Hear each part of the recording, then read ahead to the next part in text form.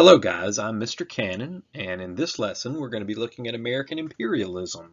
Imperialism, of course, refers to an empire, and if we look throughout the course of history, there have been several large empires that have made their mark on world history, and America is going to go through a period where we are going to expand our reach and expand our power throughout the world. Now, American imperialism is very different from, let's say, Roman imperialism, where they went out and conquered as much land as they could. American imperialism is going to be more about the search for raw materials and new markets. That's going to be mainly what American imperialism is about. So we'll get started and look at several different topics when it comes to American imperialism. And let's start by talking about those search for new markets.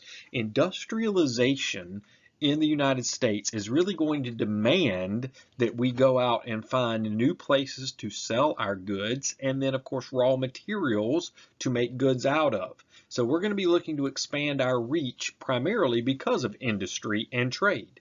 And two of the areas that we're going to be looking into, of course, we're going to add Alaska and we're going to annex Hawaii as part of this effort to expand. Hawaii and Alaska end up being our last two states. There are other areas that we got involved in that could have become states but did not or have not. Puerto Rico, of course, is one of those, and we'll talk about a few more.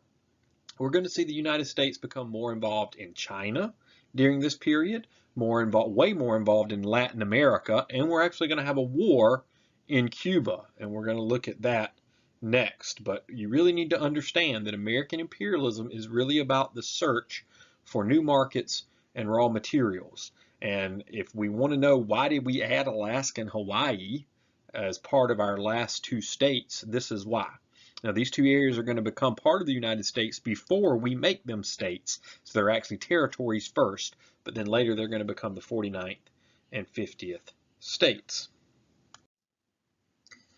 One area that we're going to get involved in as a result of American imperialism is in Cuba. And in fact, Cuba was one of the last places in the Americas that was still under control of a European power. By this point in history, by the 1890s, much of the Americas had kicked out England and France and Spain and Portugal. They had kicked them out and become independent countries. We were the first to do this, the United States. But at this point in history, Cuba was still under control of Spain, and they didn't want to be anymore. So the Cubans are actually going to revolt against Spanish rule. America, the United States, we're going to look at Cuba and be sympathetic to them. After all, we went through something very similar when we kicked England out of our country, when we became independent. So we're going to be very sympathetic to Cuba. We also, let's face it, we had an eye on a new market there in Cuba and on raw materials in Cuba. So it wasn't like it was all about our sympathy for Cuba is why we got involved. We also got involved because it's going to expand our influence. Now, we're not going to declare war immediately. It's not like we're going to look down in Cuba and say, you know what, we like what they're doing down there. We like that revolution. We're going to declare war. It's going to be something that we're going to have to eventually get to. And what's going to cause that declaration of war is going to be the sinking of a U.S. ship. We actually send a warship down to Cuba to keep an eye on what's going on down there. Of course, Spain looks at that, and Spain understands that the reason that ship's down there is not just to watch, but we actually have intentions on eventually getting involved in this war. But that ship is called the USS Maine, and it's going to be the sinking of the USS Maine that's going to give our politicians the opportunity to get involved in Cuba where they could not before. So we are going to get involved in this conflict, and it's going to become known as the Spanish-American War, and that means it's America's war against the Spanish. And this war is going to take place in Cuba. We're going to see Puerto Rico involved, the Philippines, and Guam, and these are areas that we're going to get involved in and expand our markets. One of the big reasons that the Spanish-American War is going to end up happening is because of yellow journalism. Now let's talk a bit about yellow journalism. Yellow journalism is when the press, so we're talking about newspapers, it could be TV, it could be internet sites, but back then we're talking about newspapers, when they would exaggerate the truth, when they would print stuff that was maybe partially true but not fully true. They would print speculation that they didn't know to be true, and then sometimes they simply printed stuff that was untrue, completely untrue, and they knew it was untrue. But it was this exaggeration and stretching of the truth that each paper would try to outdo the other one. And these papers that we're talking about, these newspapers, were based out of New York City, and they would compete to see who could sell more papers than the other one, and they would do that by the sensationalized stories. Now, in the case of the Spanish-American War, this is going to happen because newspapers in New York City are going to be pushing for this war to happen. After all, a war would be good for the newspaper industry.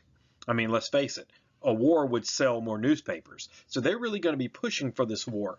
And one of the ways that they're going to make it happen is when the USS Maine is sunk, they immediately blamed Spain for the sinking without any evidence. So you had headlines in these newspapers that said Spain sinks the Maine. Well, we found out years later that that is not what happened at all. And in fact, the Maine sunk itself. It was a boiler on board the ship that exploded and it sunk itself.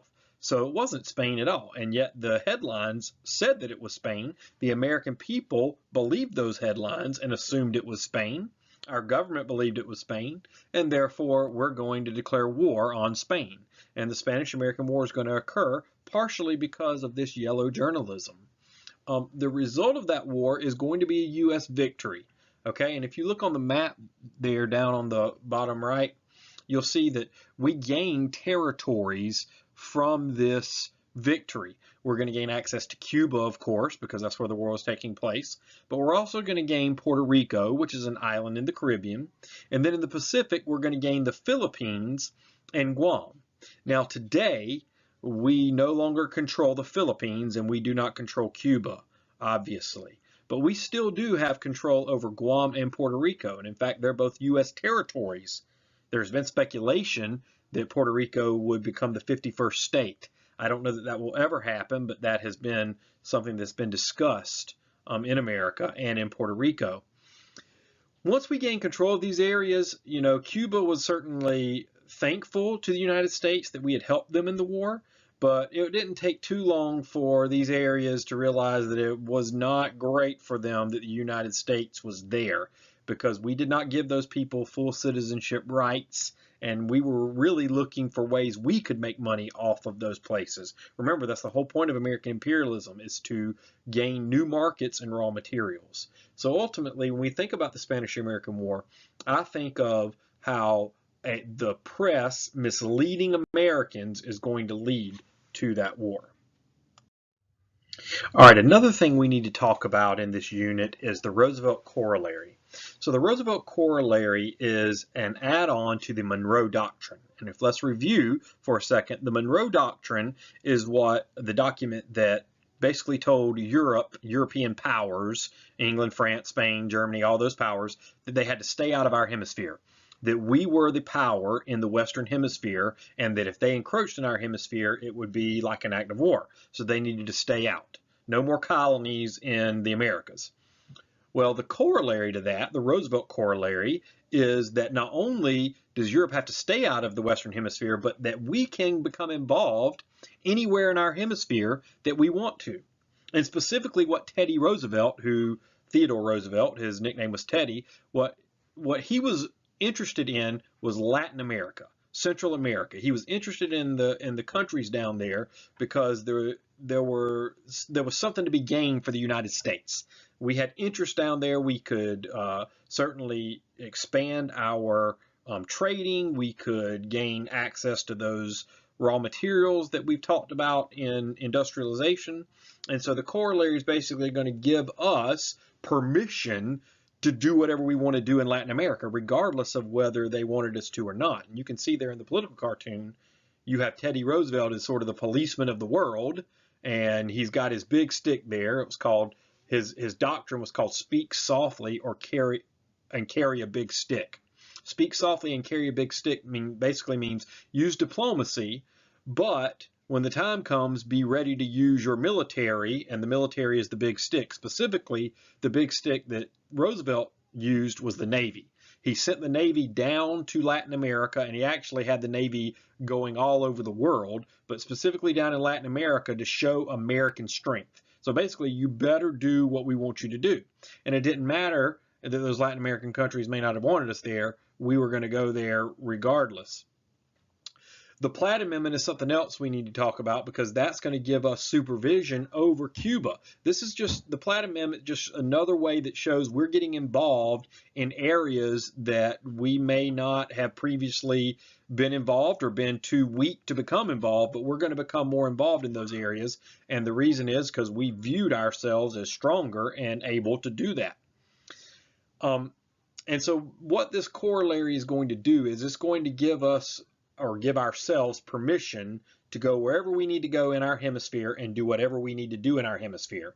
And for the next 30, 40 years, we're going to see the United States, actually longer than that, we're going to see the United States become very involved in areas in our hemisphere.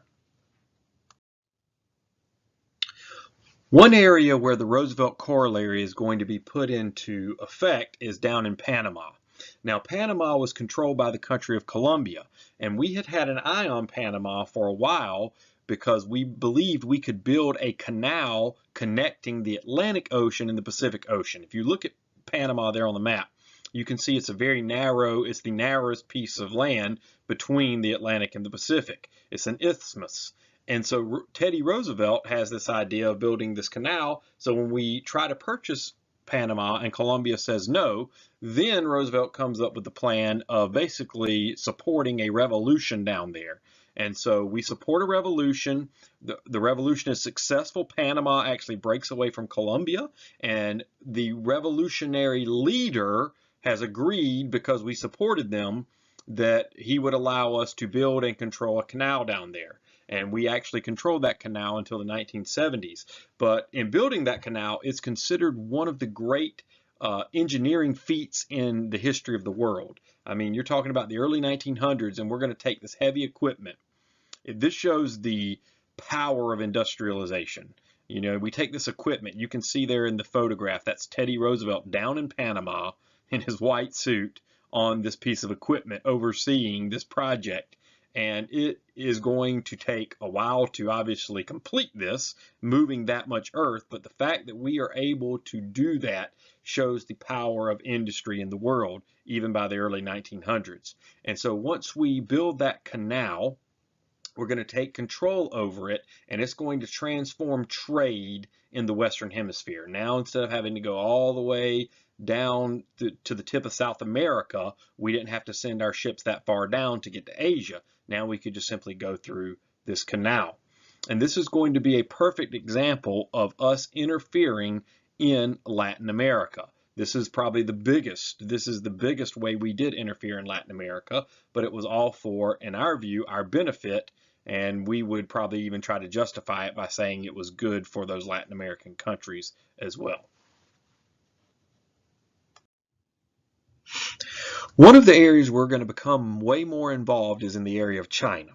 Now, in China, you had all these European powers like Britain and France and Russia who had already carved out spheres of influence, places in Asia and China that they controlled. Now, there was a Chinese government, but in reality, Russia and Britain and France are more powerful than that Chinese government, and they basically ruled certain areas of China. They called it their sphere of influence, where they traded and you stayed out of their way. Well, our government's going to come up with a policy that we're going to request of those powers called the open door policy. And basically what the open door policy said is that everyone, every power that is, including the United States, should be allowed to freely trade in China without worry of stepping on the other country's toes. And the reason for that is we wanted to avoid conflict. The United States is saying, hey guys, the best way is if we all agree we're going to trade freely in China and stay off of each other's toes so that we don't have a conflict between the United States and France, or between France and Great Britain, or Great Britain and Russia. And of course, that's not, you know, there are going to be conflicts. And this is not even taking into account the fact that the Chinese people are going to eventually tire of these powers basically controlling their country. They're not going to like it. This policy was not designed to help the Chinese government or to help the Chinese people, even though we're going to portray it as helpful to them. That was not the purpose of the open door policy. The purpose of the open door policy is the United States wanted to get a piece of the pie here. We wanted to have this trading opportunity in China, and so that's why we're going to propose this policy. Now, what we end up with is a rebellion in China by a group called the Boxers, or the Boxer Rebellion. That name actually came from Christian missionaries who saw these soldiers, these fighters, these Chinese fighters.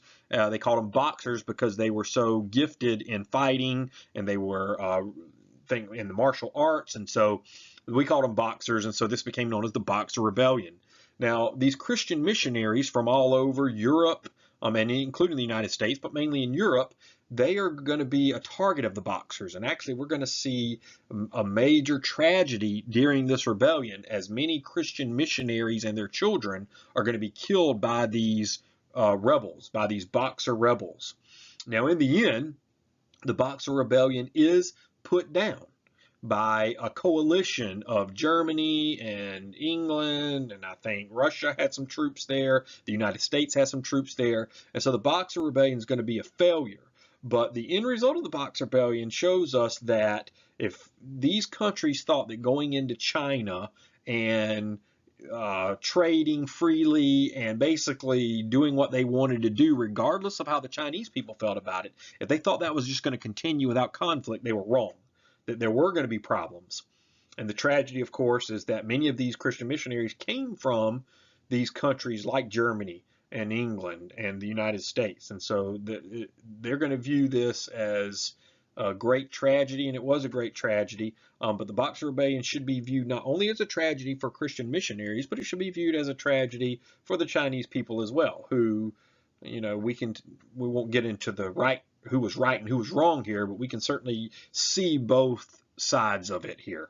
Definitely from the Chinese people's perspective, we can understand why they would want to rebel if they felt like they were being ruled by a foreign power. Nobody wants to be ruled by a foreign power. Of course, how they went about that, killing Christian missionaries and their families, that was wrong, and that's not right either. Okay, so basically what we've looked at is how America goes from in the early 1890s from being an area, country, a power that wants to expand its influence to a pretty powerful nation all across the globe. And we have an influence. By the end of the 1890s and the early 1900s, the United States influence is going to stretch all across the globe. And of course, that's just going to continue even more so in the 1900s to where we become a superpower, not just a power of the world, but a superpower. And there's going to be a period dominated by the United States and the Soviet Union that we'll call the Cold War, which we'll look at a little later on.